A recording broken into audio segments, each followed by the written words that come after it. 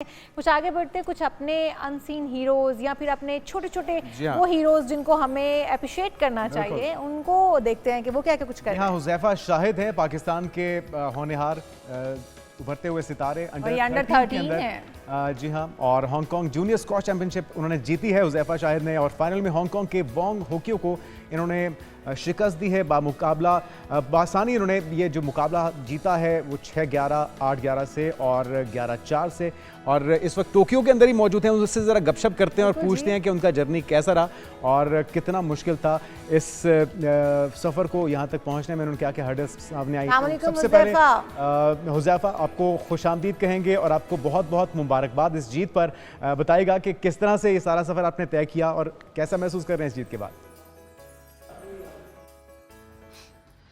खैर मुबारक and thank you so much अपने शो में इनवाइट करा।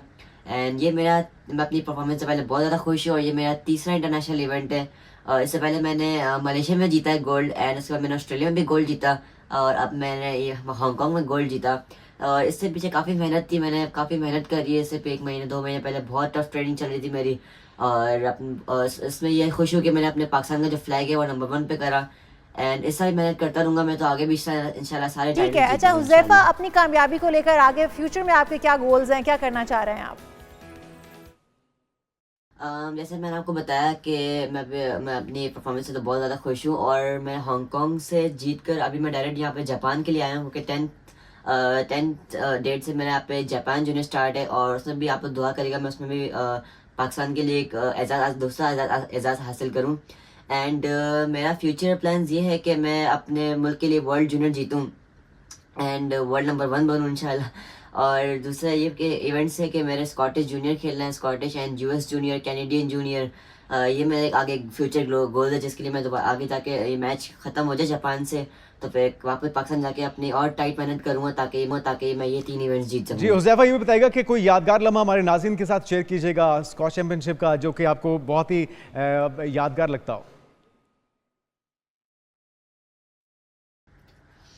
हांगकांग जूनियर का मेरा यादगार है ये था कि क्योंकि सारे मैचेस टफ थे और फाइनल तो मेरा बहुत टफ था। एंड सेमीफाइनल में मैंने एशियन नंबर 2 को, मलेशिया के विदुरान रुतरान को, मैंने बहुत टफ प्लेयर था, वो 2nd सीड था, और उसको मैंने काफ़ी अच्छा खेला था और उसको मैंने स्टेट गेम से हराया। और फाइनल में मेरे साथ वांग होक्यू जो कि हांगकांग से बिलोंग करता है, और वो एशियन नंबर 1 है, जिसको मैंने हराया फाइनल में। और ये मेरे लिए बहुत ही मतलब एक खुशी की बात थी मेरे लिए कि मैंने कि एशियन नंबर 1, पूरे एशियन में 1 प्लेयर, फर्स्ट प्लेयर को मैंने उसको अच्छा हराया। हुज़ैफा, आप अपनी इस कामयाबी में, इस जर्नी में सबसे बड़ा किरदार किसका समझते हैं?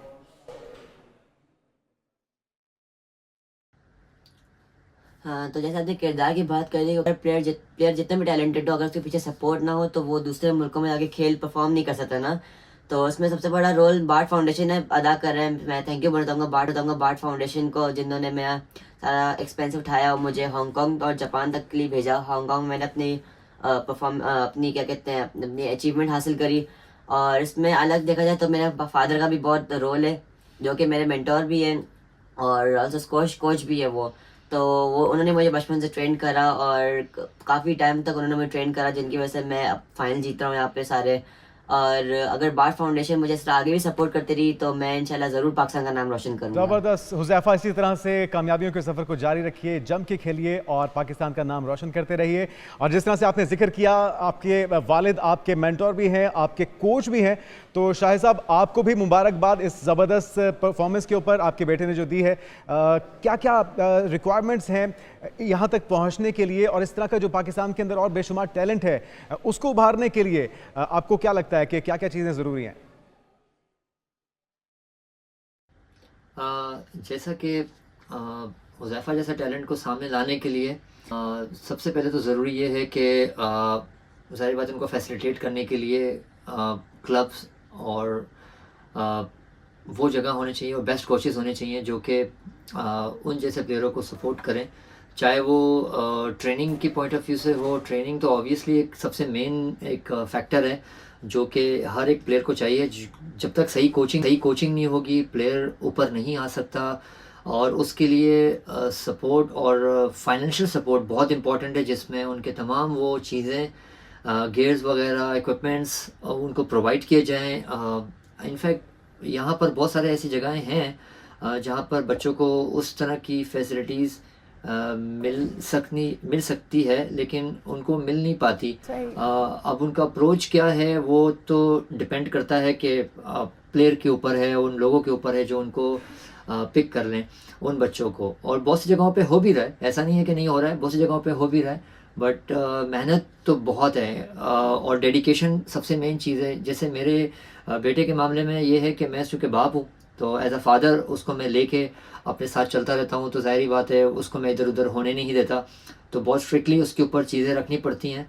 तो ये तो एक सपोर्ट तो है, बट लकीली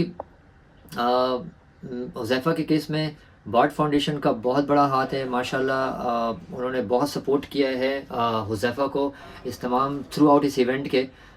जैसे हांगकांग से अभी ऑल द वे हम लोग जापान में हैं, याकोहामा शहर में, तो अभी 10 अगस्त से हुज़ैफ़ा का नेक्स्ट टूर्नामेंट शुरू होगा और उसकी तमाम वो प्रोसीजर्स चल रहे हैं कि किस तरीके से ये टूर्नामेंट को यकीनी बना के जीता जाए इंशाल्लाह, और ये एजाज़ पाकिस्तान के लिए दोबारा लिया जाए एक और। तो thank you so much BART foundation for your great support. I really appreciate कि आपने हुज़ैफ़ा को इतना सपोर्ट किया और आपने बहुत सारे एथलीट्स को ये मौका दिया है।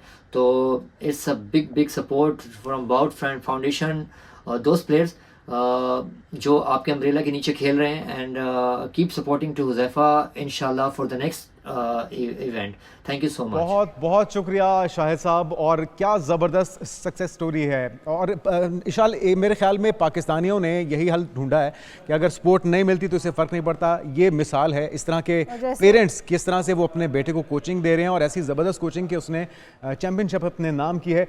तो इसी तरह की स्टोरीज कहा था कि ज़रा नम हो तो ये मट्टी बड़ी जरहेज़ है साकी, तो वाकई ये मट्टी इतनी जरहेज़ है। टैलेंट की कमी नहीं है, सिर्फ उसे निखारने की ज़रूरत है, सही प्लेटफॉर्म पे उसकी नुमाइंदगी की ज़रूरत है। और जिस तरह से बता रहे थे कि ख़ुद वो अपने बेटे को कोचिंग देते रहे हैं, और ऐसी कोचिंग के उसने टूर्नामेंट अपने नाम किया है। और जब वालिदैन मेंटोर बन जाएं तो फिर बच्चे कामयाबी जो है उससे हमकिनार ज़रूर उसूली तौर पे तो ये जिम्मेदारी, ये बीड़ा उठाना चाहिए हुकूमत को, हुकूमती शख्सियात को, वजारत खेल को, क्योंकि यहाँ पे हमने देखा ही है कि क्रिकेट को तो बहुत ज़्यादा फोकस किया जाता है, उसके ऊपर तवज्जो भी दी जाती है, उसके लिए एफर्ट्स भी की जाती हैं, एक पूरा बजट भी रखा जाता है, लेकिन हॉकी हमारा कौमी खेल है यार, उनको सारों को नज़रअंदाज कर दिया जाता है। उसकी वजह फिर हमें इसी तरह से नज़र आती है, जो अनफॉर्चुनेटली ओलंपिक्स के अंदर हमने हमारे प्लेयर्स थे, जितने भी प्लेयर्स थे अभी तक सिर्फ अरशद नदीम ही हैं जो कि फ़ाइनल के लिए क्वालिफाई कर चुके हैं, और बाकियों से जो हैं उम्मीदें ख़त्म हो चुकी हैं। लेकिन खेल हो या कोई भी शोबा हो, पाकिस्तान के अंदर टैलेंट की किसी तरह भी कमी नहीं है। तो अरशद नदीम भी हमारे साथ, उनकी जो फैमिली है वो गेस्ट होगी। कल